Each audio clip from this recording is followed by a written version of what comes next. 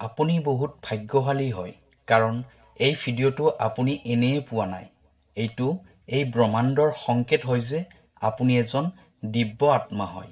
আপোনাৰ positive energy পবিত্ৰ আৰু বহুত শক্তিশালী হয় আৰু সেইবাবেই এই মেছেজটো আজি আপোনাৰ সন্মুখলৈ আহিছে। এইটো কোনো সংযোগ নহয়, বৰং আপোনাৰ পজিটিভিটিয়ে ইয়াক আকৰ্ষণ কৰি লৈ আহিছে। ইউনিভাৰ্ছে আপোনাক ক'বলৈ বিচাৰে যে আপোনাৰ আত্মা পোহৰেৰে ভৰি আছে। আপোনাৰ ভিতৰত এটা এনেকুৱা শক্তি আছে যিয়ে আপোনাৰ জীৱনটো সম্পূৰ্ণৰূপে পৰিৱৰ্তন কৰি দিব পাৰে। কিন্তু আপুনি এই শক্তিটো চিনি পায়নে? আপুনি অনুভৱ কৰিছেনে কেতিয়াবা যে আপোনাৰ উপস্থিতিয়ে আপোনাৰ ওচৰে পাজৰে থকা বাতাবৰণক পৰিৱৰ্তন কৰি দিয়ে? যদি নহয়, তেনেহ'লে এই ভিডিঅ'টোৱে আপোনাক সেইজন অপৰিচিতৰ সৈতে চিনাকি কৰাই দিব যি এতিয়ালৈ লুকাই আছিল। আপোনাৰ পজিটিভিটি, আপোনাৰ ভাৱনা, আপোনাৰ বিচাৰধাৰা আৰু আপোনাৰ কৰ্মৰ পৰা নিৰ্মিত হয়।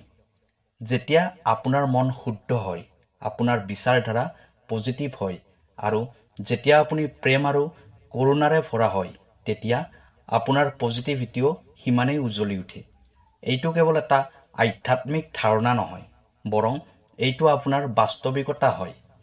ইউনিভাৰ্ছে আপোনাক কৈ আছে যে যদি আপুনি এই পৃথিৱীৰ যিকোনো বস্তু এটাৰ প্ৰতি মনত ইচ্ছা ৰাখে, সুখ, সমৃদ্ধি, সফলতা, প্ৰেম পাব বিচাৰে, তেনেহ'লে সকলোতকৈ প্ৰথমে নিজৰ পজিটিভিটিক শুদ্ধ কৰি ৰাখিব লাগিব। প্ৰিয় দৰ্শক, আছামিজ এষ্ট্ৰলজীলৈ আপোনাক স্বাগতম জনাইছোঁ। মই এষ্ট্ৰলজাৰ ধীৰাজ শৰ্মা। ভিডিঅ'টো শ্বেয়াৰ কৰি দিব আৰু কমেণ্টত লিখিব থেংক ইউ ইউনিভাৰ্ছ, জয় বজৰংবলী। প্ৰিয় দৰ্শক, যদি আপোনাৰ ব্যক্তিগতভাৱে কিবা সমস্যা হৈ আছে, তেনেহ'লে ভিডিঅ'ৰ স্ক্ৰীণত দিয়া নাম্বাৰত আমাৰ সৈতে যোগাযোগ কৰিব। আমি আপোনাৰ সমস্যাসমূহ সমাধান কৰিবলৈ চেষ্টা কৰিম। এতিয়াও ভিডিঅ'ৰ পৰৱৰ্তী অংশলৈ যাওঁ। আপুনি ভাবি আছে চাগে নিজৰ পজিটিভিটিক কেনেকৈ শুদ্ধ, পবিত্ৰ কৰি ৰাখিব পাৰি। বহুত সহজ উপায় হয়। সকলোতকৈ প্ৰথমে সঁচা আৰু পজিটিভ চিন্তাধাৰা মনত ৰাখিব। প্ৰতিটো নিগেটিভ চিন্তাধাৰাই আপোনাৰ পজিটিভক নিষ্ক্ৰিয় কৰি দিয়ে। চেষ্টা কৰিব যাতে যেতিয়াই কোনো নিগেটিভ চিন্তাধাৰা মনলৈ আহে, সেইটো তৎক্ষণাত পজিটিভ চিন্তাধাৰালৈ পৰিৱৰ্তন কৰি দিব। ধ্যান আৰু আত্মচিন্তন কৰিব। ইয়াৰ ফলত আপোনাৰ ভিতৰত শান্তি আৰু সন্তুলন বেলেঞ্চ হৈ থাকিব, যাৰ ফলত আপোনাৰ পজিটিভ এনাৰ্জি আৰু অধিক শক্তিশালী হ'ব। প্ৰকৃতিৰ বস্তুৰ সৈতে সদায় এটা সম্বন্ধ ৰাখি চলিব। প্ৰকৃতিৰ সৈতে সময় কটোৱাৰ ফলত আপোনাৰ পজিটিভিটিটো আৰু অধিক শক্তিশালী হ'ব। গছ-গছনি, নদী আৰু সূৰ্যৰ ৰশ্মিয়ে আপোনাৰ পজিটিভিটি শুদ্ধ আৰু সন্তুলিত কৰি ৰাখিব। শুদ্ধ আৰু নিৰামিষ ভোজন কৰিব। যি ভোজন আপুনি কৰে, তাৰ পৰা আপোনাৰ পজিটিভিটিত প্ৰভাৱ পৰে। সদায় শুদ্ধ আৰু নিৰামিষ ভোজন কৰিব।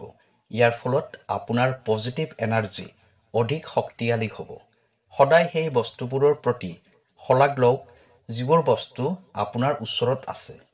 যেতিয়াই আপুনি কৃতজ্ঞ হয়, আপোনাৰ পজিটিভিটিটো উজ্বলি উঠে আৰু এই উজ্জ্বলতা চাৰিওফালে বিয়পি পৰে। যেতিয়া আপুনি আনক সহায় কৰে আৰু বিনা স্বাৰ্থত আনক মৰম ভালপোৱা দিয়ে, তেতিয়া আপোনাৰ পজিটিভ এনাৰ্জি অধিক শক্তিশালী হয়। এতিয়া আপুনি ভাবিব পাৰে যে বাস্তৱত পজিটিভিটি ইমানেই মহত্বপূৰ্ণ হয়নে? হয়, আপোনাৰ পজিটিভ এনাৰ্জিয়ে নিৰ্ণয় কৰিব আপোনাৰ জীৱনত কি আহিব, কি নাহে। যদি আপোনাৰ পজিটিভ এনাৰ্জি শক্তিশালী আৰু উজ্জ্বল হয়, তেতিয়া আপোনাৰ জীৱনত সেই সকলোবোৰ বস্তু আহিব যিবোৰ বস্তুৰ কথা কেতিয়াও আপুনি কল্পনাই কৰা নাছিল। কিন্তু যদি আপোনাৰ পজিটিভিটি দুৰ্বল হয়, তেনেহ'লে কিছুমান বস্তু আপোনাৰ জীৱনত বাধা হৈ আহিব। ইউনিভাৰ্ছৰ এই মেছেজটো আপোনাক মনত পেলাই দিয়াৰ বাবে হয় যে আপুনি কিমান দিব্য হয়। আপুনি কেৱল এজন সাধাৰণ ব্যক্তি নহয়, বৰং আপোনাৰ ভিতৰত ব্ৰহ্মাণ্ডৰ অপাৰ শক্তি লুকাই আছে। এতিয়া এইটো আপোনাৰ ওপৰত নিৰ্ভৰ কৰিব যে আপুনি এই শক্তিবোৰ কেনেদৰে ব্যৱহাৰ কৰে। আজিৰ পৰাই আপোনাৰ পজিটিভ এনাৰ্জিবোৰক শুদ্ধ আৰু পবিত্ৰ কৰি ৰখাৰ সংকল্প লওক। আপোনাৰ বিচাৰধাৰা আপোনাৰ কৰ্ম আৰু ভাৱনাবোৰক পজিটিভ কৰি দিয়ক। ইউনিভাৰ্ছ আপোনাৰ লগত আছে আৰু যেতিয়া আপোনাৰ পজিটিভ এনাৰ্জিবোৰ শুদ্ধ হ'ব তেতিয়া এই ব্ৰহ্মাণ্ডই আপোনাক সেই সকলোবোৰ দিব যিবোৰ বস্তু প্ৰকৃততে আপোনাৰ আৱশ্যক আছে। ইউনিভাৰ্ছে এই মেছেজটো কেৱল আপোনাক শুনাৰ বাবে দিয়া নাই, বৰং এইটো অনুভৱ কৰাৰ বাবে আৰু এইটো নিজৰ কৰি আঁকোৱালি লোৱাৰ বাবে হয়। যেতিয়া আপুনি আপোনাৰ পজিটিভ এনাৰ্জিক চিনাক্ত কৰিব পাৰিব তেতিয়া আপুনি দেখিব যে জীৱনৰ প্ৰতিটো কঠিনতাই নিজে নিজেই সহজ হৈ যাব। আপোনাৰ আত্মবিশ্বাস বৃদ্ধি হ'ব, আপোনাৰ সিদ্ধান্তবোৰ অধিক স্পষ্ট হ'ব আৰু আপুনি আপোনাৰ জীৱনৰ প্ৰতি এটা নতুন শক্তি অনুভৱ কৰিব। আপোনাৰ পজিটিভিটিৰ শুদ্ধতাই কেৱল আপোনাকে নহয়, বৰং আপোনাৰ ওচৰে পাজৰে থকা মানুহবোৰকো প্ৰভাৱিত কৰিব। যেতিয়া আৰু এনাৰ্জিবোৰ পজিটিভ হ'ব তেতিয়া মানুহ আপোনাৰ ফালে আকৰ্ষিত হ'ব।